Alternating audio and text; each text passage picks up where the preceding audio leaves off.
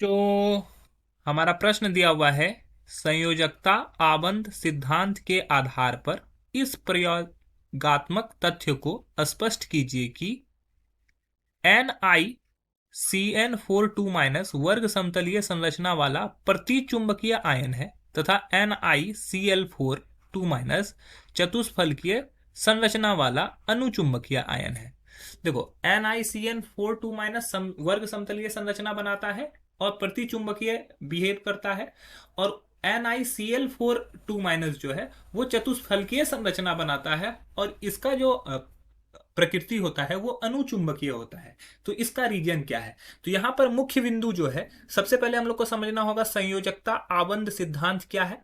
दूसरा है कि यहाँ पर प्रतिचुंबकीय क्या है और अनुचुंबकीय क्या है। ये तीन चीजों को यहाँ पर समझना ज्यादा जरूरी है। तो चलिए समझते हैं इस प्रश्न को। क्या अवधारणा है हमारा? तो मुख्य अवधारणा है हमारी पहला संयोजकता आबंध सिद्धांत, जिसमें उप सहसंयोगी यौगिक की संरचना तथा चुंबकीय प्रकृति स्पष्ट होती है, वही है संयोजकता आबंध सिद्धांत। इसमें त्रुटि क्या है? त्रुटि है यहाँ पे रंग और स्पेक्ट्रम की व्याख्या नहीं की जा सकती है, ना ही यहाँ पे प्रबल और दुर्बल लिगेंड का परिभाषित किया जा सकता है। मतलब कि ये नहीं बताएगा कि प्रबल लिगेंड कौन है और दुर्बल लिगेंड कौन है। तो अगर हम लोग यहाँ पे सबसे पहले बात करें NiCN4 की, NiCN4 तो अगर यहाँ पे हम लोग को ऑक्सीकरण संख्या निकालना है Ni का, तो x मान लेते हैं। Cn के लिए -1 होता है, 4 है, इन सभी का योग -2 होगा क्योंकि दो -2 इस पे आवास है। तो x-4 = -2, x का वैल्यू कितना हो जाएगा? +2। तो निकेल की यहाँ पे जो ऑक्सीकरण संख्या होगी +2 हो गई। निकेल जो जनरली निकेल का जो इलेक्ट्रॉनिक विन्यास होता है वो कुछ इस प्रकार से होता है, आर्गन और फिर ठीक है। अब ये 2 इलेक्ट्रॉन Ni2+ बनाया, मतलब कि 2 इलेक्ट्रॉन इसमें खोया, 2 इलेक्ट्रॉन खोएगा तो 4s2 का इलेक्ट्रॉन खो जाएगा। तो यहाँ पे बचेगा क्या? Ni2+ के लिए अगर हम लोग लिखेंगे तो ये हो जाएगा आर्गन और 3d8। डी में कितना बचेगा? 8 बचेगा।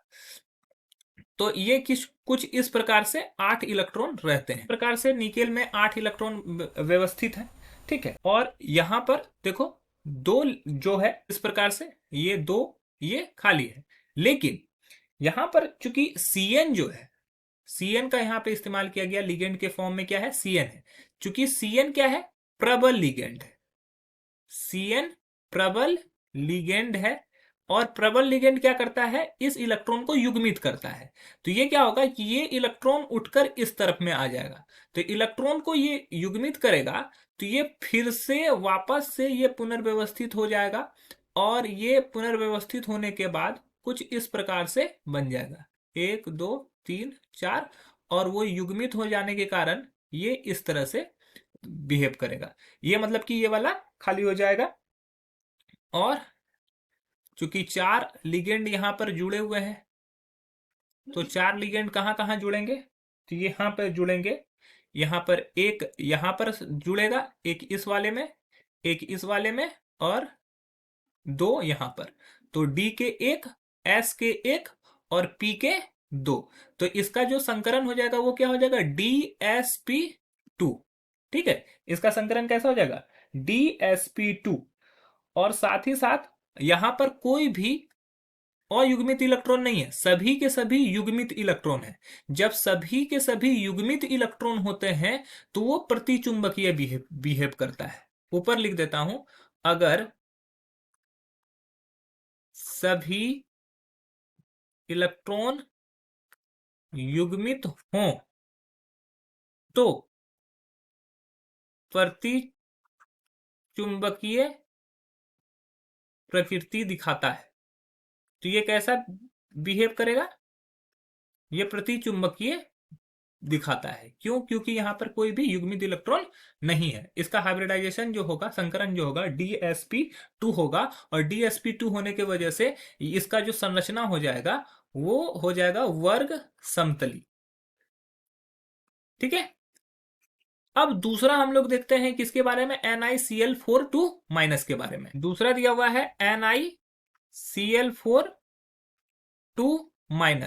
तो यहां पर सेम उसी तरह Ni की संयोजकता निकालेंगे। x Cl का होता है -1, यहां से 4 है Cl, इन सभी का योग -2 हो जाएगा। x का वैल्यू निकालोगे +2, तो सेम उसी प्रकार Na2+ का जो आ जाएगा वो कैसा आ जाएगा, आर्गन तो फिक्स रहेगा और ये 3d8 हो जाएगा। ठीक है, मतलब कि d कक्षक में 8 इलेक्ट्रॉन है, वो वापस से उसी प्रकार से 8 इलेक्ट्रॉन रहेंगे, 1 2 3 4 5 6 7 8। ठीक है, और यहां पे ये 4s हो गया और यहां पर हो जाएगा 4p। ठीक है, ये 4p हो गया और ये 3d। यहां पर जो लिगेंड का इस्तेमाल किया गया है Cl, Cl क्या है, एक दुर्बल लिगेंड है, दुर्बल लिगेंड है। तो दुर्बल लिगेंड जो है ये युग्मन नहीं कराता है, मतलब कि ये युग्मित नहीं कर पाएगा। तो यहां पर अगर युग्मित नहीं होगा तो इस जगह पर संकरण नहीं होगा। संकरण जो होगा वो कहां पर होगा, संकरण इस प्रकार से यहां पर होगा। ठीक है, फिर यहां पर होगा, यहां पर होगा और यहां पे होगा, क्योंकि 4 लिगेंड जुड़े हुए हैं तो 4 जगह पे जाएगा। तो यहां पर जो संकरण दिखाएगा वो कहां पर दिखाएगा, 4s से 4p तक दिखाएगा। तो इसका जो संकरण हो जाएगा क्या हो जाएगा, sp3। यहां पर संकरण sp3 होगा और sp3 जब संकरण दिखाएगा तो इसका मतलब हो गया कि इसकी संरचना कैसी हो जाएगी, इसकी संरचना हो जाएगी चतुष्फलकीय, चतुष्फलकीय। इसकी संरचना कैसी हो जाएगी, चतुष्फलकीय। अब देखो यहां पर अयुग्मित इलेक्ट्रॉन भी उपस्थित है।